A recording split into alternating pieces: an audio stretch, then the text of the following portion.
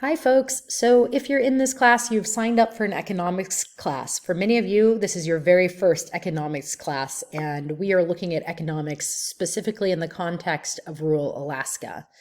But it makes sense to begin at the beginning and talk about what is it that we're actually studying? What is economics? So depending on where you look, you'll get a different definition of economics. This first one is from the OpenStax free textbook that we're using for this class. The second is from another assigned reading. And the third comes from the Oxford Dictionary. And of these definitions, I actually kind of like the third best. So economics is the branch of knowledge concerned with the production, consumption, and transfer of wealth. But at the end of the day, we're studying how individuals make choices, how governments make choices, how they change incentives and behaviors, especially when it relates to producing and consuming goods and services, and generating income and wealth. So one of these definitions use the word scarcity. So I thought we'd take a second to stop and define that. Scarcity is the idea that human wants for goods, services, and resources will always exceed what is available. According to economists, this is almost always. You can probably think of a counterexample or two. Air, that's not scarce. In some situations, it might be scarce, though. But we are mostly concerned, but economics even does look at how these free goods and services are produced and consumed when it seems like they're readily available and not scarce.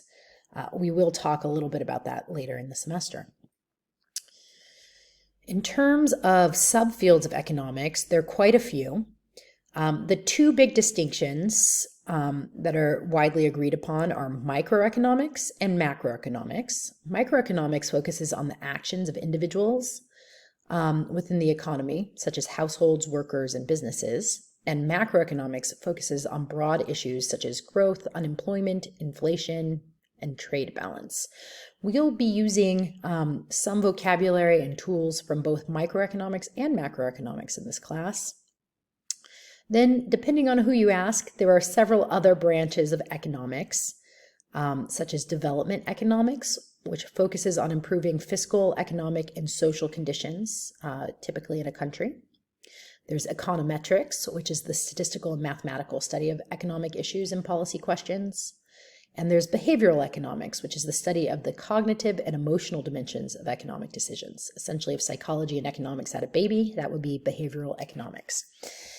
We will talk about development economics in this class. We will not spend very much time on econometrics or behavioral economics, although if these are fields that you find to be interesting or appealing to you as an individual, please feel free to reach out, and I'd be happy to direct you to other classes to take or resources to read. So at the end of the day, we're answering the question, why do people make the choices they do? Conventional economic theory says people act in their own self-interest. They evaluate their options and pick the best one.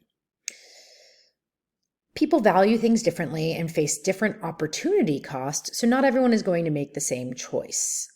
You might value those Taylor Swift tickets more than your buddy, so you're willing to wait in line on an online queue at Ticketmaster and spend an inordinate amount of money for them, and maybe your buddy isn't willing to do that. Policies and laws can shift behavior or choices of individuals, and sometimes unintentionally. So we'll talk about unintentional consequences, because understanding incentives and unintentional consequences is a big part of understanding economics. So I mentioned opportunity cost. Opportunity cost is what one must give up to obtain what they desire. So it's the cost of one item. So it's not just the dollar cost of one item, but it's the lost opportunity to do or consume something else. So, for example, all of you are taking this college class, and you probably know as college students that the tuition price of taking this class is not the only opportunity cost of this class.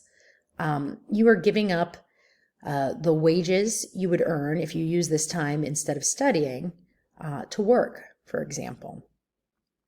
So there are other non-dollar denominated aspects of opportunity costs. So I'll pose this question, you guys can think about it. Why might the opportunity cost be higher to attend college for someone who lives in, say, rural Alaska than someone who lives in a college town and has a university next door? You can think about that one. So there are some challenges with applying economic thinking in the context of rural Alaska. I've assigned bits and pieces of a traditional economics textbook in this class to help ground this class in economic theory. But you'll read it, and if you're familiar at all with rural Alaska, you might say this doesn't seem to really describe what's going on in the economy of the Yukon Flats, for example. So we're going to read the traditional economic textbook. We're going to read those things, but we're also going to talk about criticisms of them, and we're also going to talk about how it does and doesn't apply in the context of rural Alaska. So first, economic development and economic growth is often examined at the national level.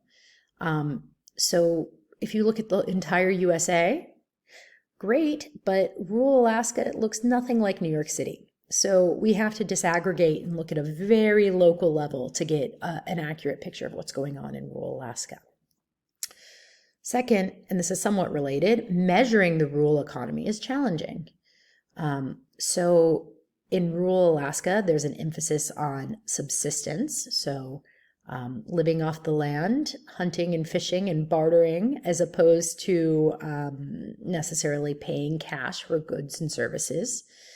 So it's very difficult to get data on the cash-based economy in rural Alaska. And even the data we have on the cash-based economy in rural Alaska is hard to collect reliably because it's remote. And we're talking about very, very small population sizes. So we'll spend, especially the first few weeks of class, talking about how to get appropriate data, what kind of data is actually useful when you're looking at measuring different aspects of the rural Alaskan economy.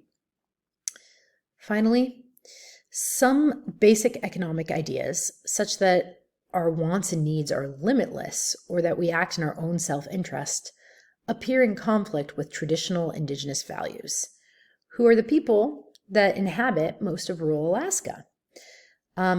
We will talk about traditional economies versus contemporary market-based economies. We'll get some perspectives from indigenous scholars and just local indigenous people in rural Alaska to make sure that we're not just applying economic theory in a way that doesn't fit the rural Alaskan and Alaska Native context. So I'll leave you with this John Maynard Keynes quote. And John Maynard Keynes is probably one of the most famous British economists. And he said, and I paraphrase here, he didn't say this exactly, economics teaches you how to think, not what to think. So I know if you're in this class that you can all think just fine, and you probably have lots of interesting ideas bubbling in your head right at this very moment. But what I hope to do with this class is to give you some additional tools and ways to kind of structure some of your thoughts, as well as give you exposure to a lot of these ideas in the context of rural Alaska. Okay, thank you guys.